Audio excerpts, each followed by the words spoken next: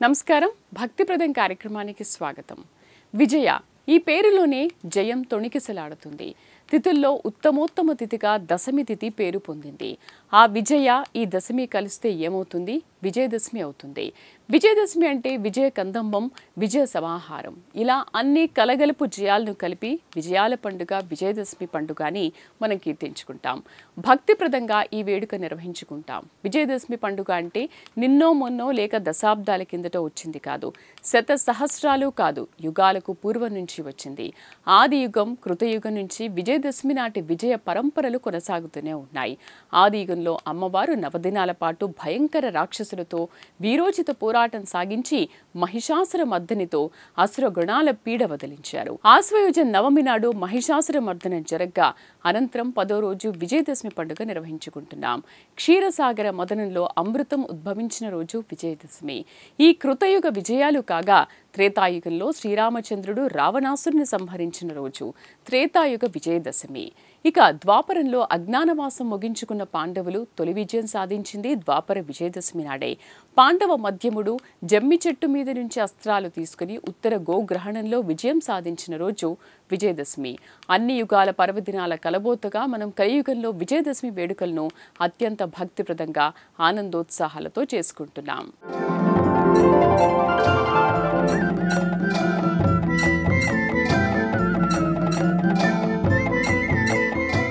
విజయవాడ కనకదుర్గ, మైసూరు చాముండేశ్వరి, కలకత్తా మహంకాళి, శ్రీశైలం బ్రహ్మరాంబ, కాశీ విశాలాక్షి, అష్టాదశ పీఠాలు, 12 జ్యోతిర్లింగాలు, త్రిలింగ క్షేత్రాలు, పంచారమ క్షేత్రాల్లో ఇలా ప్రతి చోట ఆశ్వయుజ మాసంలో దేవీ నవరాత్రి శోభ కనిపిస్తుంది. వాడవాడలా శరన్నవరాత్రి వేడుకలు కనిపించినా విజయవాడ ఇంద్రకీలాద్రిపై దుర్గమ్మ సన్నిధిలో జరిగే నవరాత్రి మహోత్సవాలు ప్రత్యేక స్థానంలో నిలుస్తుంటాయి. ఏడాది మైసూరు దసరా వేడుకలను తలదన్నేలా దుర్గమ్మ శరన్నవరాత్రి సంబరాలను నిర్వహించారు. ఈ సందర్భంగా ఎన్నో ఆధ్యాత్మిక, ధార్మిక, సాహిత్య, సంగీత, సాంస్కృతిక కార్యక్రమాలు నిర్వహించారు. ఉభయ తెలుగు రాష్ట్రాల్లో విజయదశమి వేడుకలను అట్టహాసంగా నిర్వహిస్తున్నారు. విజయదశమి నాడు పాలపిట్టను దర్శించుకుంటే క్షీరసాగర దర్శన పుణ్యఫలం దక్కినట్టని చాలా మంది భక్తులు భావిస్తారు. తెలంగాణ రాష్ట్రంలో ఆ రాష్ట్ర పక్షిగా కీర్తింపబడుతున్న పాలపిట్టను విజయదశమి నాడు ప్రతి ఒక్కరూ దర్శించుకుని భక్తి పారవస్యంలో తేలియాడతారు.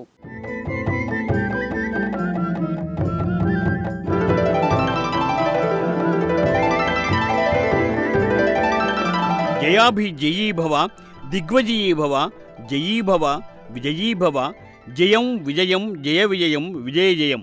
ఇలా అంతా జయ విజయాలతో సాగే విజయాగ్ర పండుగ విజయదశమి పండుగ. చోద్యం కాకపోతే అన్ని యుగాలకు చెందిన పండుగ పర్వదినం ఎక్కడైనా ఉంటుందా అని నొసలు చుట్లించిన, మెటికలు విరిచిన, ఉంది అని ఢంకా బజాయించి చెప్పవచ్చు. ఏం పండగ, ఏంటా కథ అని కుతూహలం, ఉత్సుకత అన్నీ కలగనవచ్చు. అది జయాల పండుగ, విజయాల పండుగ, విజయదశమి పండుగ.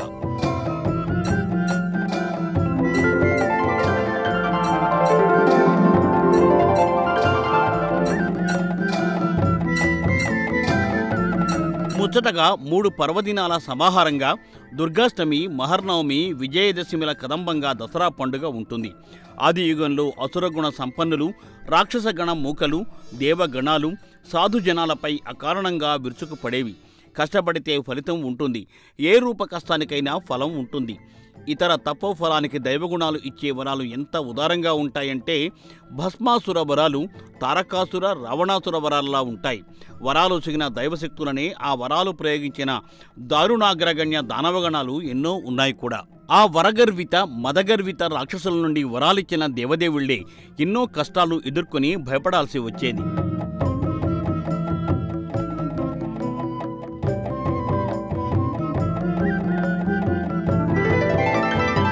కర్కోటకుడైన, కఠినాత్ముడైన, కఠోరుడైన, లోకాలే గడగడలాడే ఏకాగ్రతతో, స్థిర చిత్తంతో, అమిత భక్తితో తపస్సు చేస్తే ఆ దైవాలకు వరాలు ఇవ్వడం తప్పనిసరి. తపస్సు చేయడం, దైవ వరాలు పొందడం అనివార్య విషయం కావడంతో ఆ తపస్సు నుండి దానవ శ్రేష్ఠులను తప్పించడానికి అమరేంద్రుడు, ఇతర ఇంద్ర సమాన దేవతలు రకరకాల ప్రయోగాలు చేసేవారు.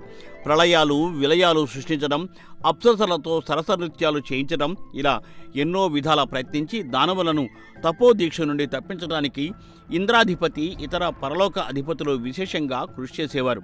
అయితే రాక్షసుల మనోనిబ్బర శక్తి, స్థిర చిత్తం ముందు ఆ ప్రయత్నాలేమీ ఫలించేవి కావు.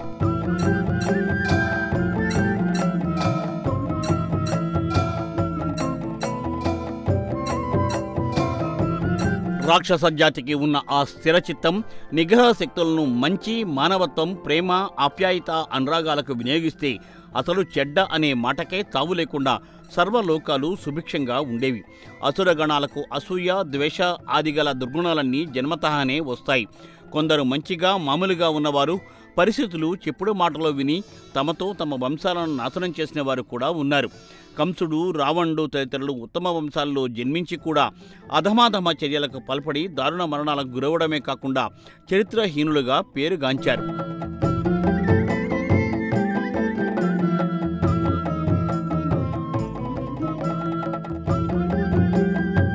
దుర్గాష్టమి, మహర్నవమి, విజయదశమి 3 పర్వదినాల సమాహారంగా ఉన్న దసహరా జరిగింది. దశాబ్దాలు, శతాబ్దాలు, సహస్రాబ్దాల క్రితం కాదు, యుగాల క్రితం జరిగింది.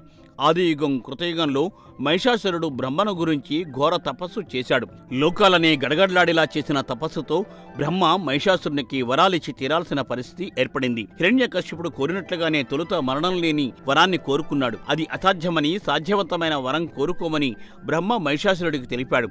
నారీలోకం, నారీమణులు అంటే చిన్నచూపు గల మహిషాసురుడు తనకు వనితాలోకాన్ని తప్పించి ఎవరితోనైనా జయం కలిగేలా వరం ఇవ్వమని కోరాడు. మహిళా శక్తి, ఆదిశక్తి, దుర్గాశక్తిని గుర్తించక ఆ కోరిక కోరుకున్నాడు. బ్రహ్మ తదాస్తు అని ఆ వరం ఇచ్చేశాడు.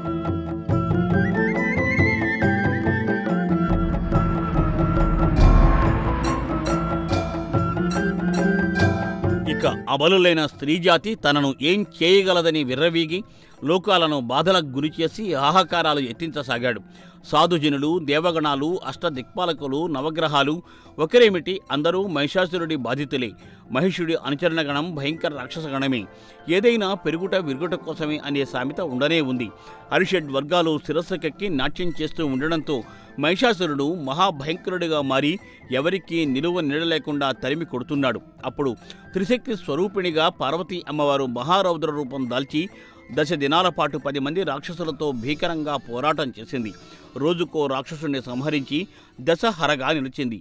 ఆ దశహరాయే దసరాగా మారింది.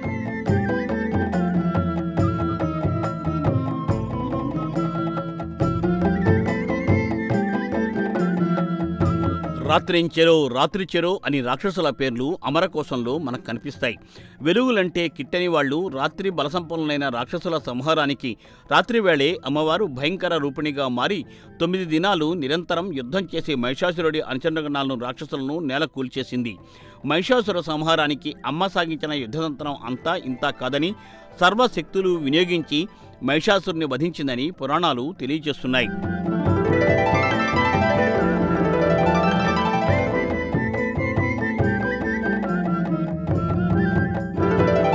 మహిషాసుర వధ జరిగింది ఆదియుగం, కృతయుగంలోనే అని, మహర్నవమి నాడు మహిషాసురుని వధించాక ఆ మరుసటి దశమి దినాన్ని దేవగణాలని విజయదశమి పండుగగా చేసుకున్నారని పురాణాలు చెబుతున్నాయి.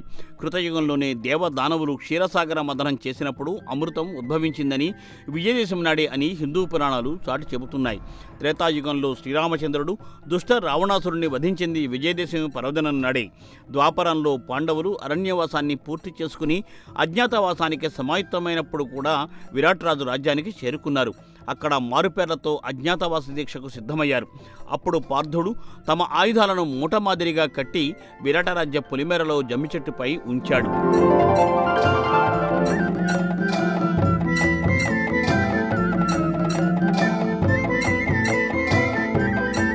అజ్ఞాతవాసం పూర్తయ్యాక జమ్మి చెట్టుపై నుండి ఆయుధాలు తీసుకున్న వెంటనే దుష్ట కౌరవులు ఉత్తర గోగ్రహణానికి తలబడి విరాటరాజు కంటి మీద కొనుక్కు లేకుండా చేశారు. అప్పుడు విజయుడు విజృంభించి కౌరవ సేనలను ఓడించి విజయం సాధించాడు. ఆ రోజు కూడా విజయదశమి. ఇది ద్వాపరయుగ ఘట్టం. ఇలా కృత త్రేత ద్వాపర యుగాలన్నింటికీ సంబంధమున్న విజయదశమిని కలియుగంలో మనం ఆశ్వయుజ శుద్ధ దశమి నాడు మహాపర్వదినం విజయదశమిగా జరుపుకుంటున్నాం.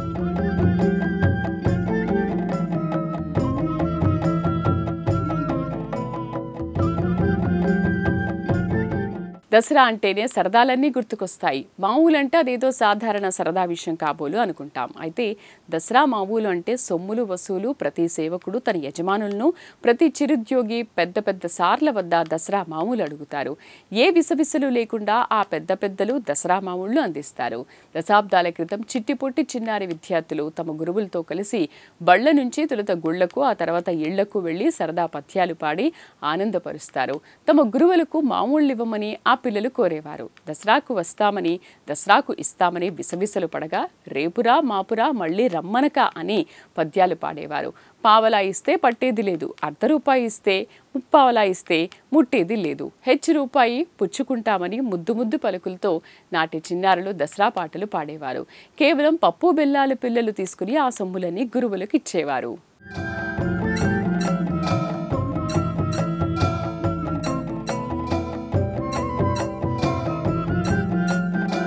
దసరా అంటేనే మనకు అన్ని సరదాలు గుర్తుకు వస్తాయి. ప్రాచీన ఆచార వ్యవహారాలు గుర్తుకు వస్తాయి. సాంప్రదాయాలు తలపునకు వస్తాయి. ఇదివరలో తెలుగు రాష్ట్రాల్లోని గ్రామసీమలు విజయదశమిని ఆనందోత్సాహాలతో నిర్వహించుకునేవారు. రాత్రి సమయంలో భజనలు, మేళాలు, బ్యాండు మేళాలు, కళా ప్రదర్శనలు, సాంస్కృతిక ప్రదర్శనలతో పెద్ద ఎత్తున ఊరేగింపులు నిర్వహించి చివరన దీదీప్యమాన వెలుగు జిలుగుల రథవేదిక మీద నుండి దేవదేవుడు దర్శనమిచ్చే ఏర్పాటు చేసేవారు.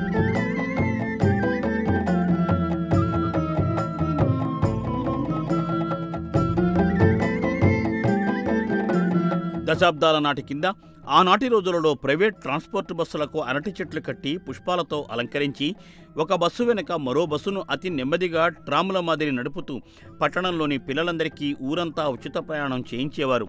ఇదే రీతిలో లారీ ఓనర్లు కొన్ని గంటల పాటు ఈ ఏర్పాట్లు చేసేవారు. ఇక ఆయుధ పూజలు చేయడం దసరా వేడుకలలో ఖచ్చితంగా ఉంటుంది. అప్పుడు ఇప్పుడు ఎప్పుడు కర్మాగారాల్లో, ట్రాన్స్పోర్ట్ కంపెనీలలో అన్ని చోట్ల ఆయుధ పూజలు కొనసాగుతూనే ఉన్నాయి.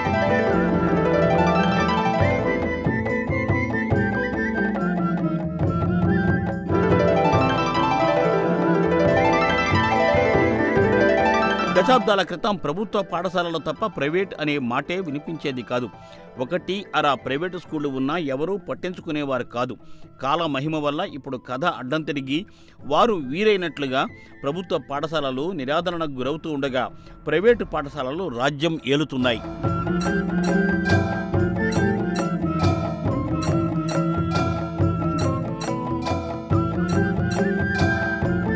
ప్రభుత్వ పాఠశాలల్లో గురువులు విద్యార్థులను కన్నబిడ్డల్లా చూసుకునేవారు. పాఠాలు, చదువులతో పాటు దైవభక్తి, దేశభక్తిని పిల్లలకు ఉన్నత రీతిలో బోధించేవారు. ఉన్నత విలువలను నేర్పించేవారు. దసరా పండుగ వస్తే పిల్లలు ఎగిరి గంతేసేవారు.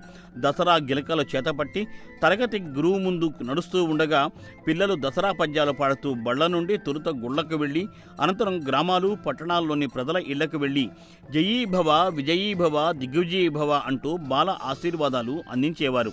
పిల్లలు దేవుడు చల్లనివారే, కళ్ళకపటం ఎరుగని కరుణామయులని అనుకునే ఊరి ప్రజలు ఆ దీవెనలు దైవ దీవెనలుగా స్వీకరించి పిల్లలకు బహుమతులు, ఉపాధ్యాయులకు రూకలు అందించేవారు.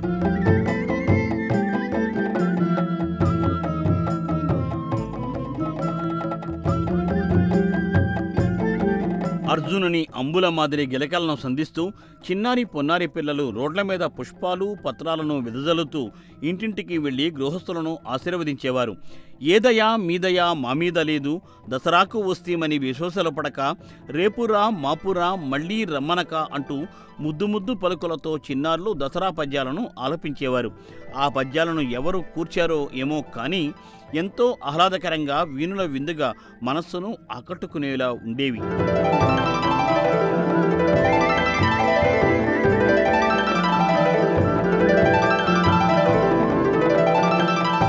దసరా పద్యాల్లో గృహస్థులను పొగిడే విధానం సైతం గొప్పగా ఉండేది. రాజాధిరాజ, శ్రీ మహారాజ, రాజ తేజోనిధిరాజ, రాజకంఠీరవ, రాజ మార్తాండ, రాజరత్నాకర, రాజకుల తిలక, జయీభా దిగ్విజయీభవ అని చిట్టిపుట్టి చిన్నారులు బాల ఆశీర్వాదాలు అందించేవారు.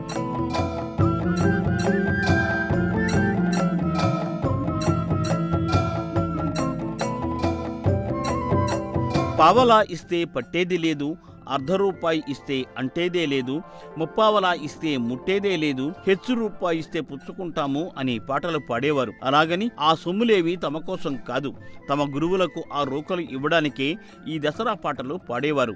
ఉపాధ్యాయులకు ఎంత ఎక్కువ సొమ్ము ఇస్తే అంతకు రెట్టింపు పిల్లలు సంతోషించేవారు. అయ్యేవారికి చాలు 5 వరహాలు, పిల్లవాళ్లకు చాలు పప్పు బెల్లాలు అని పాడేవారు.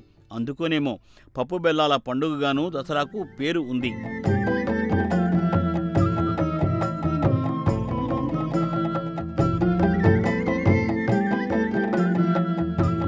చెడుపై మంచి గెలుపు సాధారణంగా ఏ పండుగలోనైనా ఈ మాట వినిపిస్తుంది. అయితే చెడుపై మంచి సాధించిన తొలి విజయం అమ్మవారు సాధించిందే.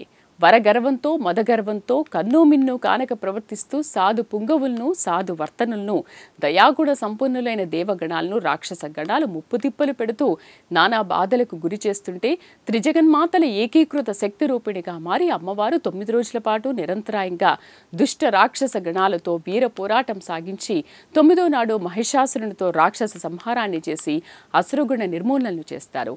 అనంతరం దేవ, యక్ష, గంధర్వ, కిన్నెర, కింపురుష ఆదిగాల దేవ గణాలతో పాటు సర్వగణాలు 10వ రోజు అందరూ ఆనందోత్సాహాలతో విజయదశమి పండుగ చేసుకున్నట్లు పురాణాలు చెబుతున్నాయి.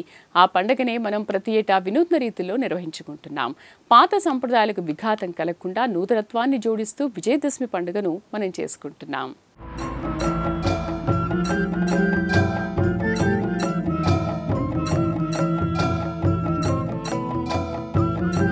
శరతృతువులోని ఆశ్వయుజ మాసంలో ప్రకృతి సొబగుల మధ్య వయ్యారంగా వచ్చే విజయదశమికి దేవళాలన్నీ అవతారాల శోభతో విరాజిల్లుతాయి. అమ్మవారిని వివిధ రూపాలలో అలంకరిస్తారు. ఆషాఢంలో శంకరీమాతగా దర్శనమిచ్చిన అమ్మవార్లు ఇప్పుడు రోజుకో అలంకారంలో దర్శనమిస్తారు.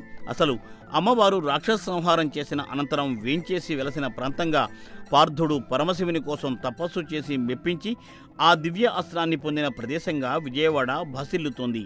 విజయవాడ ఇంద్రకీలాద్రిపై దుర్గా మల్లేశ్వర స్వామి ఆలయాన్ని నిర్మించినది పాండవ మధ్యముడైన అర్జునుడే అని బెజవాడ దుర్గమ్మ ఆలయ చరిత్ర చాటి చెబుతోంది.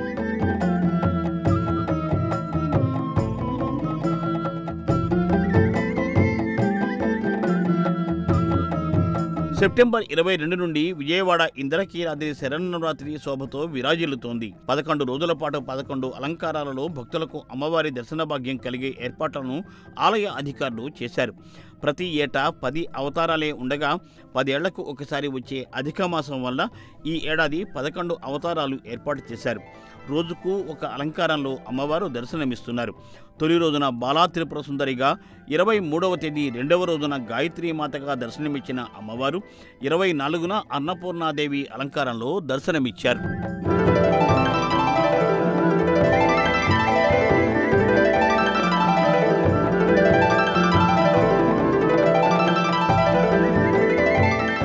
సెప్టెంబర్ 25న కాత్యాయని దేవిగా, 26న మహాలక్ష్మీదేవిగా, 27న లలితా త్రిపుర సుందరిగా, 28న మహాచండీదేవిగా అమ్మవారు దర్శనమిచ్చారు.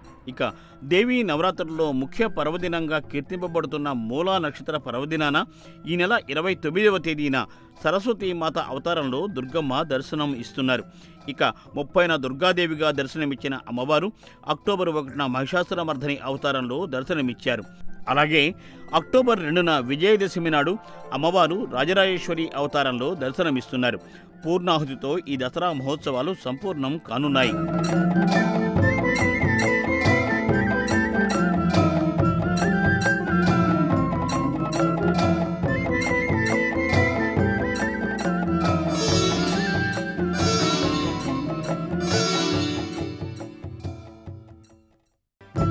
శ్రీశైలం పుణ్యక్షేత్రంలో శరన్నవరాత్రి ఉత్సవాలు వైభవోపేతంగా సాగుతున్నాయి. శ్రీశైల భ్రమరాంబిక అమ్మవారు, శైలిపుత్రి, బ్రహ్మచారిణి, చంద్రఘంట, కూష్మాండ దుర్గ, స్కందమాత, కాత్యాయిని, కాళరాత్రి, మహాగౌరి, సిద్ధిదాత్రి అవతారాల్లో దర్శనమిచ్చారు. అక్టోబర్ 1వ తేదీన రాజరాజేశ్వరి అలంకారంలో అశ్వవాహనంపై దర్శనము ఇస్తున్నారు. ఇక అక్టోబర్ 2 విజయదశమి నాడు భ్రమరాంబ మాత నంది వాహనంపై నిజ అలంకారంలో దర్శనమిస్తున్నారు.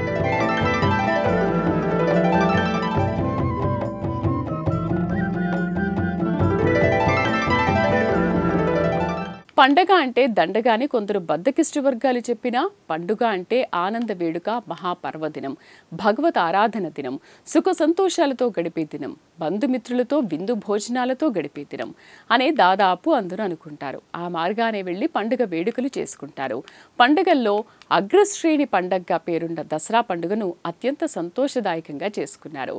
అమ్మవారు మహోగ్ర రూపంలో నవరాత్రుల్లో 9వ రోజు మహిషాసురుని మధించాక 10వ రోజు మహిషాసుర మర్దిని రూపాన్ని విడనాడి శాంత స్వభావ రాజరాజేశ్వరి దేవిగా దర్శనమిస్తున్నారు.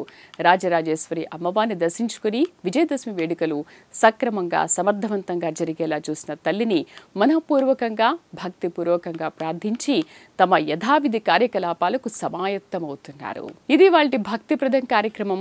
నమస్కారం.